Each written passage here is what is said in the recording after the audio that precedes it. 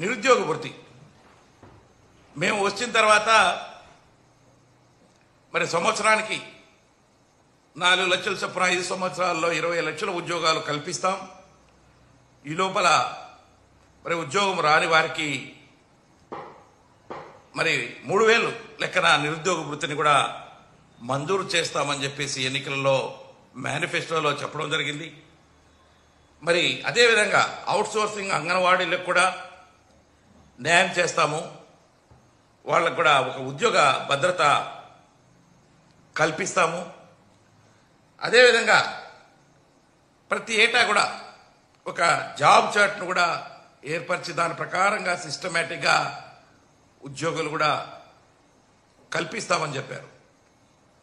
ఎక్కడ అవి జరగట్లా. అంటే మేనిఫెస్టోలో ఎన్నికల కోసం ఓట్ల కోసం చెబుతున్నారే తప్ప ఆ ఎన్నికలు అయిపోయి దాదాపు 6 నెలలు అయినప్పటికీ కూడా ఆ హామీలన్నీ కూడా మరి ఆ యొక్క మేనిఫెస్టో కాపీలు కూడా బుట్టదాఖలైనాయేమో అనేటువంటి అనుమానం అయితే నాకు కలుగుతూ ఉంది. చాలా చెప్పారు.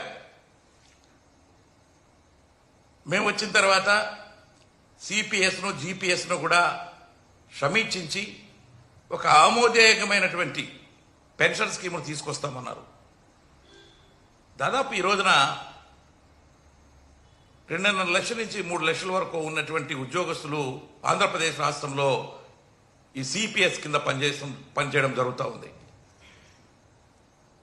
వాళ్ళకి మీరు ఇచ్చినటువంటి హామీ దాని మీద ఎక్కడ ఇంతవరకు ఒక మీటింగ్ కానీ ఎక్కడ పరిశీలించినటువంటి దాఖలాలు అయితే లేవు. అలాగే మరి మేము వచ్చిన వెంటనే మధ్యంతర భృతి ఇస్తామన్నారు. వచ్చిన వెంటనే మంచి పిఆర్సీని ఇస్తామన్నారు. ఏమైనాయి ఇవన్నీ కూడా?